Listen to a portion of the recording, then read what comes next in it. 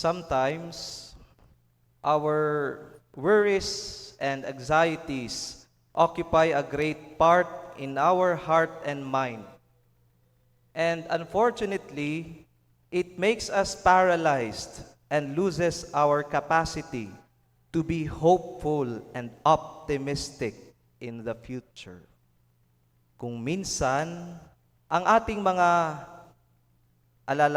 alalahanin at pagkabalisa ay sumasakop sa malaking bahagi ng ating puso at isipan. At sa kasamaang palad, nagiging sanhi ito upang tayo'y maparalisa at mawalan ng kakayahang umasa at maging positibo tungkol sa hinaharap. Mga kapatid, napakaganda ng ating first reading for today. Mula sa unang aklat ng mga hari, 1 Kings chapter 17 verse 7 to 16. Mayroong matinding tagutom sa lupain sa panahon ni Propeta Elias.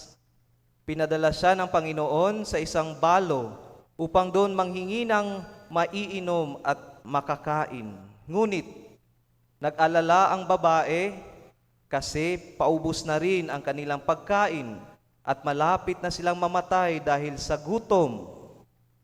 Ngunit binigyan siya ng katiyakan ng propeta na hindi sila mauubusan ng pagkain pag sinunod lang ng babae ang utos ng propeta. To cut the story short, di sila naubusan ng makakain.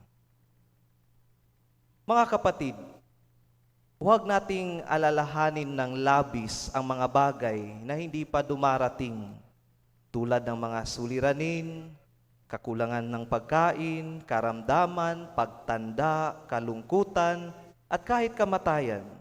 Sa halip, magtiwala tayo sa kalooban ng Diyos at manatiling tapat sa Kanya. Ang Panginoon ang maglalaan ng paraan para sa ating mga pangangailangan, basta't isabuhay natin ang pag-ibig at katapatan sa ating pang-araw-araw na buhay. We just need to be faithful and trustful to God's providence. Ang pag-alala ay walang naidudulot na kabutihan. Bagkus, inuubos lamang nito ang ating pag-asa at sigla. Worrying does not help at all. Kaya't huwag tayong mangamba, lalo na kung ang ating ginagawa ay mabuti at tayo'y nananatiling tapat sa Diyos. Magtiwala at manalig sapagkat sa tamang panahon, magiging maayos din ang lahat.